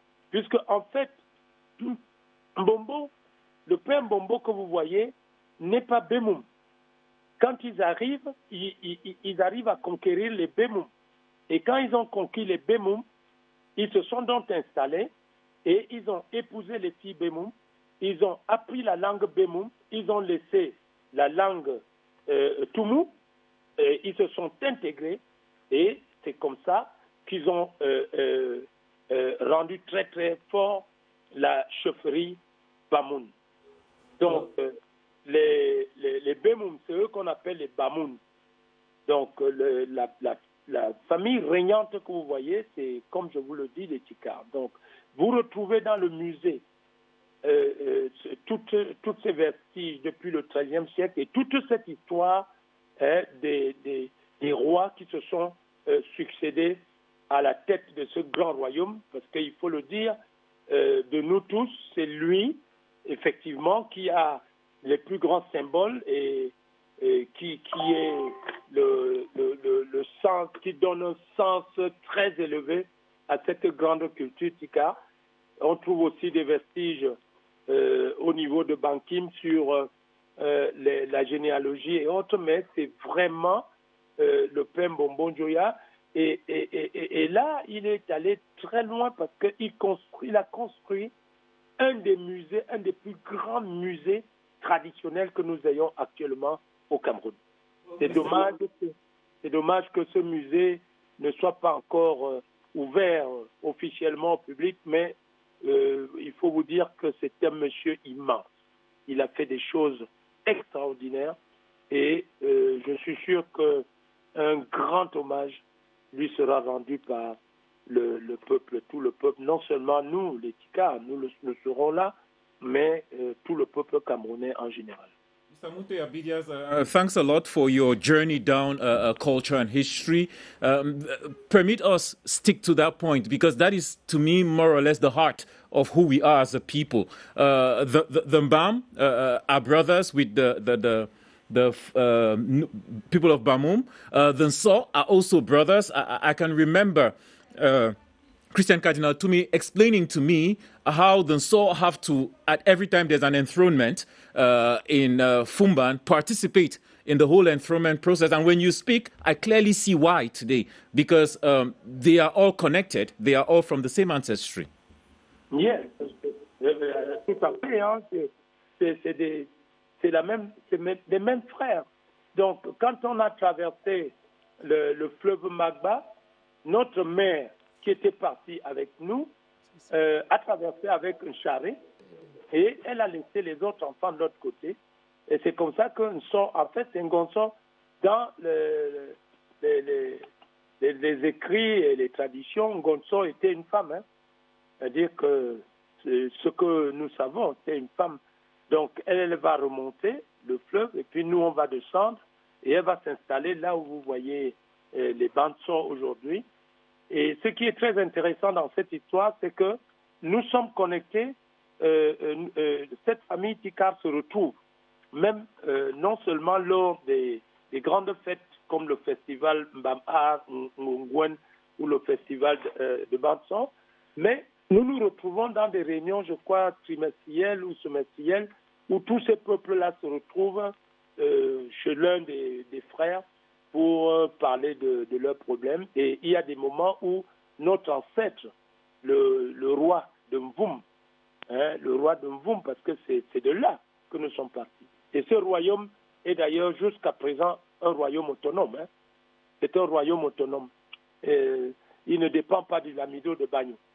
Hein, il est resté autonome et j'invite certaines personnes qui nous écoutent, s'ils ont la chance de passer par là, d'aller voir le musée originel, n'est-ce pas, du peuple Tikar qui est là-bas. Et c'est quelque chose de merveilleux de découvrir qu'à cette date, à cette époque, nos parents avaient déjà ce génie pour faire des choses de ce genre-là. Merci beaucoup, Majesté. Merci beaucoup, Camille Mute Abidias. En votre qualité de directeur général du Fonds national de l'emploi, mais surtout en tant que frère et héritier d'une tradition Tikar, tradition Boum. Nous vous remercions de votre réaction spontanée dans cette édition spéciale consacrée à l'hommage au sultan roi des Bamoun qui nous a quittés aujourd'hui. Acceptez également les sincères condoléances de CRTV News pour cette perte immense. Je vous remercie. C'est moi qui dois vous remercier parce que je peux vous garantir que je n'ai pas les mots. Tout ce que j'ai dit n'est pas au niveau des sentiments qui nous liaient. Je n'ai pas trouvé suffisamment de mots forts pour exprimer la douleur qui est la nôtre et la perte, le vide, vraiment un très très grand vide qui se crée là, parce qu'on ne fabrique pas en quelque temps un personnage de ce genre. Et puis c'est assez brusque. Hein. Vous voyez, si on avait au moins, on avait été préparé par une maladie ou quelque chose de plus espacé, mais en quelque temps, là, on nous a dit qu'il était malade et là, le vieux meurt. Alors, merci beaucoup à vous m'avoir honoré que je puisse dire ces quelques mots sur ce personnage qu'on n'arrêtera jamais de pleurer. Et je crois qu'après Mbombo, après Njoya, là encore, les Bamoun viennent de nous gratifier d'un personnage qui restera très longtemps dans l'histoire. Merci infiniment. Ibrahim Bombo Njoya, 19e roi dans la lignée qui succède à son créateur Charéyen et qui a connu, vous venez de le relever, Camille Mouté Abidias, des grands rois, des grands monarques, à l'exemple de Mbombo, à l'exemple de Njoya. Njoya qui a été celui qui a transformé littéralement le sultanat Bamoun et l'a fait rentrer dans la modernité en faisant un lieu de culture, de tradition, de modernisme, de révolution. Ibrahim Bombo Njoya dans cette lignée, sans que ceux qui l'ont précédé, notamment son père Njimulu Njoya, n'aient démérité. Eh bien, Ibrahim Bombo Njoya est celui qui aujourd'hui a fait traverser la royauté Bamoun une autre étape dans cette période post-moderne et qui a réussi malgré tout à préserver l'essentiel de son héritage. Charles Ebouné, nous sommes encore en attente de ce que le palais peut-être nous propose une annonce, une déclaration officielle. Nous sommes ensemble depuis 14 heures sur CRTV News dans cette édition spéciale hommage à cet homme dont on parlera encore et encore. Talking about, excuse me, Charles, talking about that, the announcement is awaited through the Ngwon, which is more or less the secret society, which has, contrary to what we may be thinking, a secret mission right now, which is to enforce the testament of the deceased. Sure. So they are trying to handle two issues at once, if you care. Sure. They are trying to handle two issues in accordance with the customs and traditions of the Bamoun people. The Bamoun people, who around the world are about 215,000 souls. That is quite significant when you compare it to other ethnic compositions in the country. And you just listened there to Camille Bidias, the Director General of the National Employment Fund, recounting how connected the people of Cameroon are when it comes to the Bamoun, in the larger Tika community.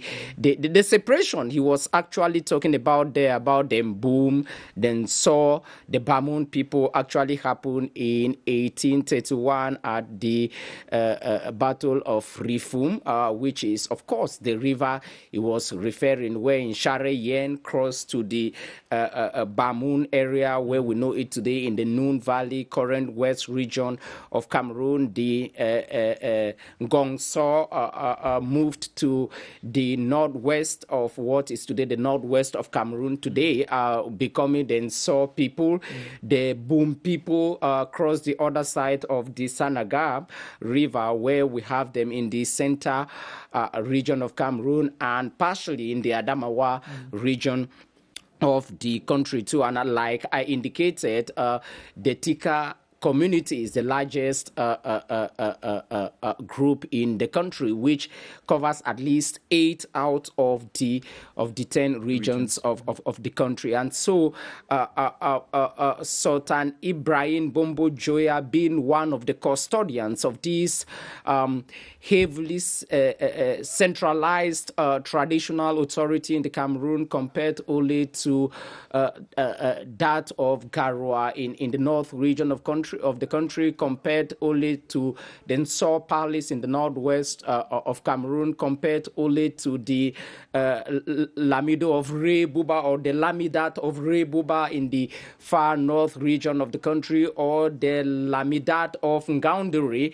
in the Adamawa region of the country. So when you extrapolate all of that and you carefully look at what Encyclopedia Britannica, one of the leading dictionaries in the world, how it qualifies the Bamoun people, calls them one of the most original set of people in West Africa, because contrary to a majority of other tribes or groups, this is a people that crafted their own script, the Bamoun script.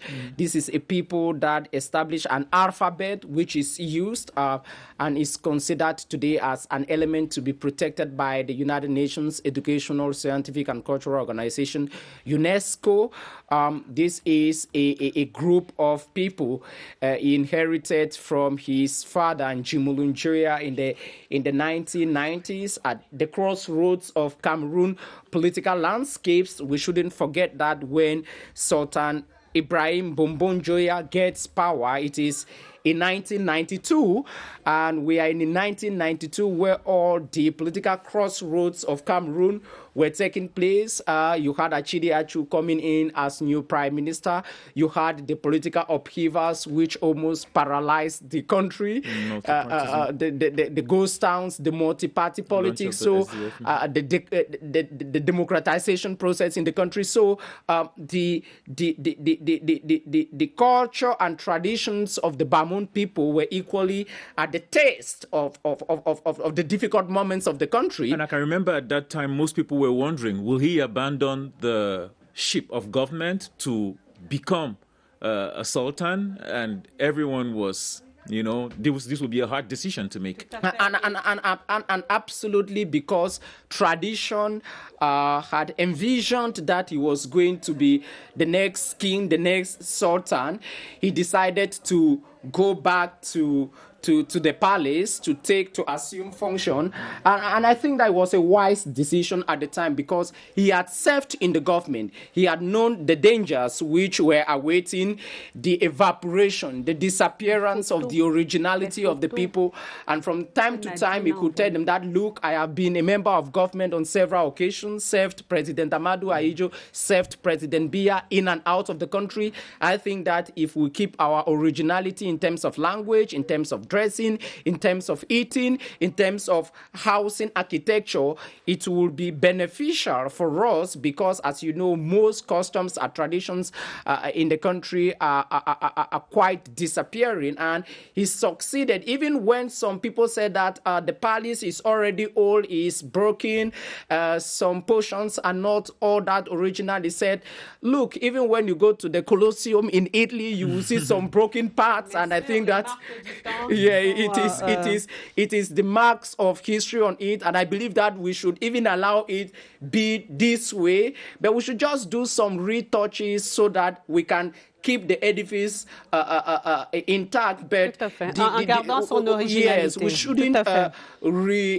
over-refurbish it for it to lose its originality. And when you go to Italy, when you go to Israel, to some of us who have been to Israel, some of those small thatched houses, Galilee, where Jesus was baptized, the Church of the Holy Sepulchre, it's not quite different from what you will see in the Bamoun palace. Charles Ebouné, on évoquait avec Camille Mouté Abidiassi il y a un instant les grands monarques qui ont marqué leur temps. Avant de prendre une réaction du professeur Paul Abouna, anthropologue, à la suite du décès d'Ibrahim Bombon Joya, juste rappeler quand même que de ceux de la dynastie Bamoun qu'on a cité comme étant des rois repères, des monarques repères. Il y a évidemment Shareyen parce qu'il a fondé le royaume Bamoun en 1394. Et il y a quand même le roi Mbombo, qui était le 11e roi de cette dynastie. Le roi Mbombo, qu'est-ce qu'on lui doit? On lui doit d'avoir agrandi l'espace territorial du royaume Bamoun à travers la rivière Noun, y aller à la conquête des peuples Mapé, des peuples Ndja, des peuples Ripa. Il a soumis à son autorité une vingtaine de chefferies qui se trouvaient de ce côté-là et qui sont rentrées dans l'escarcelle du peuple Bamoun. Il a donc élargi les frontières du royaume Bamoun. Et puis vient le roi Njoya, qui est le 17e roi, qui a été le roi le plus innovateur, celui qui a été le plus inventif, celui qui a, on l'a dit, transformé le royaume Bamoun dans la modernité à travers l'invention de cette écriture en 1886, le Shomom, à travers l'invention d'outils traditionnels comme cet outil qui permettait de décortiquer le maïs en 1913, ce qui était quand même à l'époque quelque chose d'assez extraordinaire. Tout à fait. Et surtout à qui l'on doit la construction de ce palais. Tout à fait. Le palais du roi Bamoun à Fumban et celui de Mantoum, la résidence secondaire. C'est vraiment le roi révolutionnaire, le 17e. Et on n'a pas besoin d'être particulièrement lumineux pour se dire que dans ce sillage-là, eh bien, Ibrahim Bombo Njoya a laissé sa marque, on lui reconnaîtra d'avoir permis au royaume de subsister aux divisions politiques de cette époque troublée dans laquelle il prend les rênes de son royaume en 1992, en pleine tourmente de retour au multipartisme et de démocratisation de notre pays. Il doit faire face à une royauté au milieu d'un éclatement de pouvoir politique qui donne la parole et libère ces sujets qui peuvent affronter, critiquer le roi au-delà de ce que prescrit la tradition. Et puis surtout, ce qui restera de manière palpable, c'est ce musée Bamoun, ce musée Ibrahim Bombo Njoya. Il en a fait l'œuvre de sa vie. Il a bâti ce musée que nous avons eu le bonheur de visiter et qui attend encore son inauguration, sans doute post-mortem aujourd'hui, puisque le roi est mort et que le prochain roi aura l'honneur d'inaugurer cela. Je vous propose... Evelyne, peut-être avant d'arriver là-bas à une réaction, permettez-moi de dire quelque chose à la suite de ce que vous venez d'évoquer. Vous avez évoqué là un peuple guerrier parce qu'il fallait l'espace pour son occupation. Les Bamoun, comme les autres groupes camerounais, ont fait face à l'établissement de l'autorité allemande au Cameroun à travers les guerres de résistance. Et comme vous avez évoqué un peuple guerrier qui trouvait l'espace vital, comme Max Weber va énoncer dans son ouvrage, rappelons qu'en 1915, lorsque les forces françaises et britanniques sont au Cameroun pendant la Première Guerre mondiale, le peuple Bamoun est battu, est mis sous contrôle britannique par un colonel qu'on appelait George, mais malheureusement, les accords Picot-Oliphant entre les diplomates français et britanniques de 1916, lorsqu'ils divisa le Cameroun, le royaume de Bamoun tombe finalement dans l'occupation française. Mais si nous revenons dans l'originalité du découpage de ce qui s'est passé vis-à-vis qui a conquis quel territoire ou non, normally the Bamoun Sultanate or the west part of Cameroon would have been originally under the British rule because it was the British West African Expeditionary Force that subdued the Bamoun people during World War one in the conquest to defeat the Germans in Cameroon. Merci Charles Ebouné. Écoutons le professeur Paul Abouna, éminent anthropologue qui a travaillé sur l'héritage commun des peuples du Cameroun et qui montrait l'unicité finalement de ces peuples. J'imagine qu'il a accueilli avec beaucoup de tristesse. Il va nous le dire dans cet élément enregistré il y a quelques instants. Le professeur Abouna. La suite immédiate des événements, c'est l'inhumation de la dépouille du chef. Et après l'inhumation, on a l'organisation officielle des obsèques.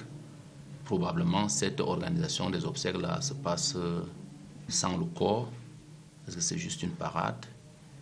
Et ensuite, il y aura l'annonce, parce que l'organisation officielle des obsèques suppose que le chef n'est plus là, et immédiatement après, on devrait annoncer le nom de son successeur, le nom du nouveau roi.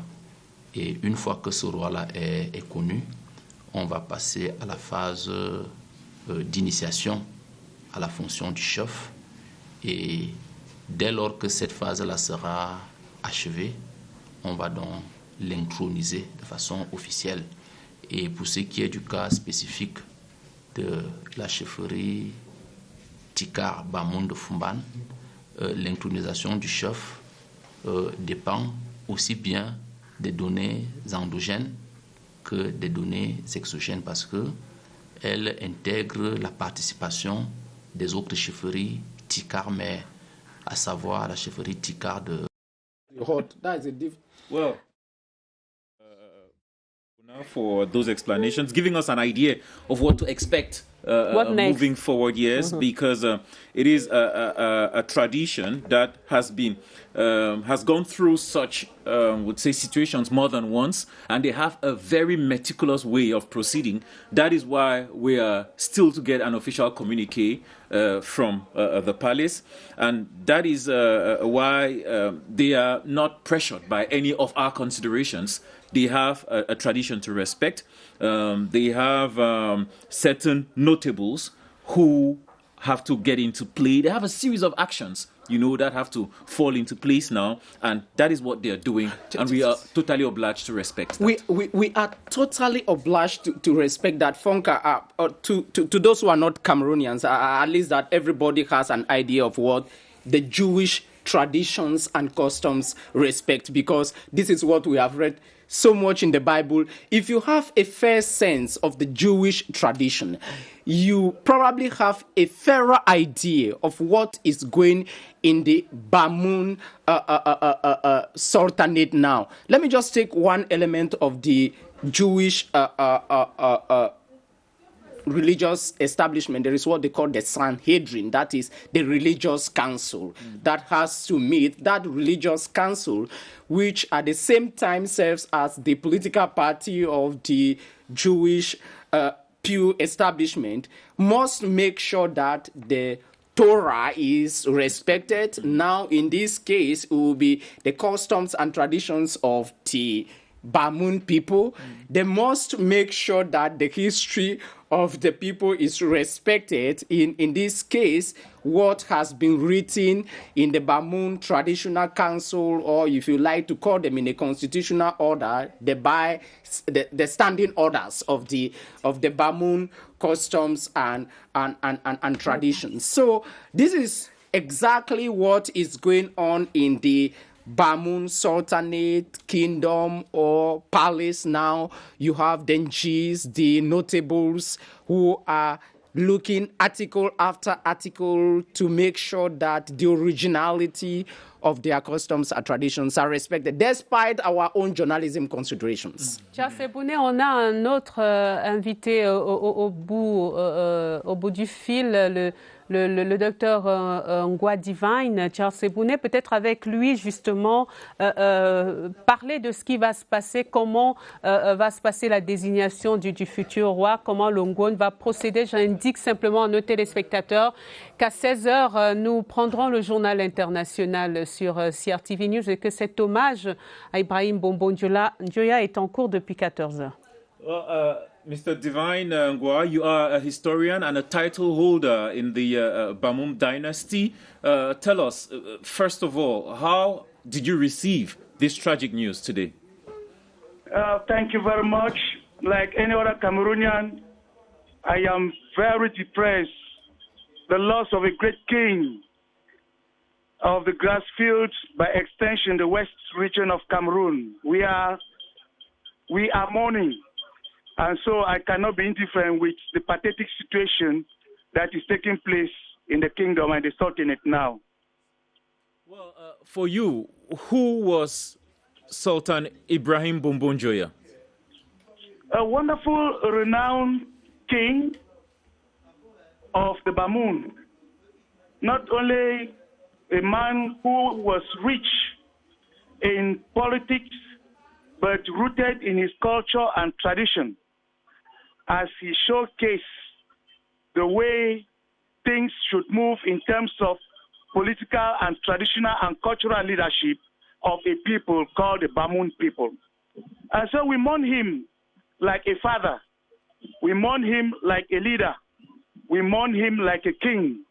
And we mourn him like a Cameroonian. Eyes and ears are glued on the royal palace of Fumban. We, throughout the day, will be updating our viewers here on CRTV News and on CRTV on what next. Do you have any clue what could be going on there now? Generally, the tradition says that the king has to be kept first in secret. And only the notables can know exactly what has to be done according to tradition. And now when the notables will certainly have prepared and arranged, because that's a king, that's a leader, that's a sultan. And so not everybody will participate in his keeping. We call it keeping. We don't say burial in our tradition. And so when you'll be kept and arranged, and the other modalities as to how to open up his funeral ceremony will be broadcast, will be announced by the Secret Society of the Palace. And presently, just to answer your question, it's all about euphoria.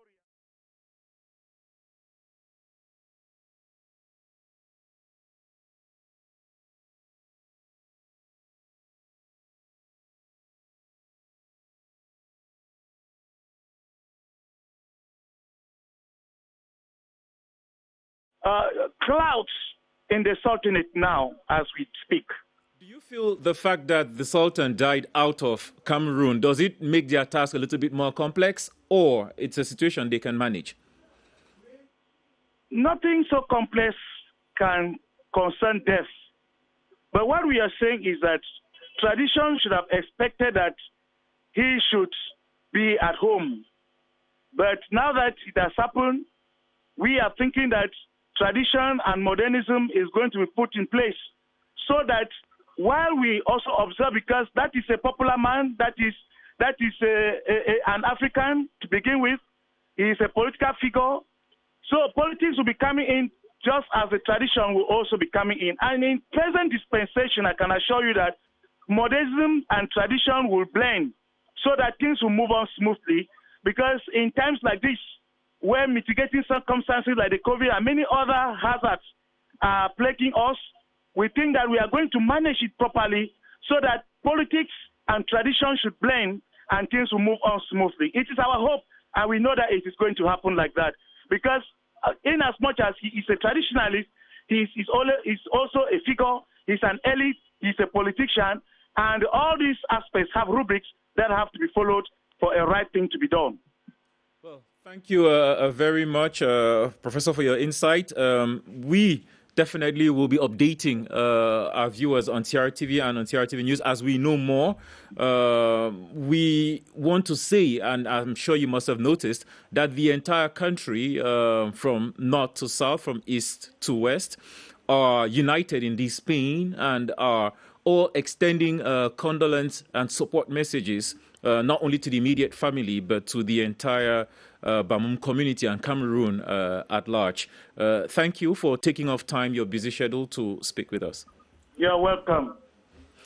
Moutabou Bernard, c'est aussi la fin de cette édition spéciale, en remerciant Charles Ebouné pour sa présence et la richesse. Just a single sentence. Just a single sentence. Two things are awaited. First, the reaction from the Royal Palace as we separate, and next, a statement from the Unity Palace from the President. And we'll be right here to and relay those two messages. Merci à vous, téléspectateurs, et vous tous, internautes qui nous suivez sur la page Facebook de CRTV Web. Merci de nous avoir accompagnés dans cet hommage spontané à Ibrahim Bombon-Dioya, le 19e roi de la dynastie Bamoun, qui nous a quittés aux premières heures de ce 27 septembre 2021. Il était âgé de 83 ans. La maladie a eu raison de lui. Le roi est mort. Vive le roi. Les oreilles et toute l'attention désormais dirigée vers le palais, vers le Ngone, la société secrète qui devrait annoncer le successeur. Merci de rester sur nos antennes. L'info se poursuit tout à l'heure avec le journal international. Bonsoir.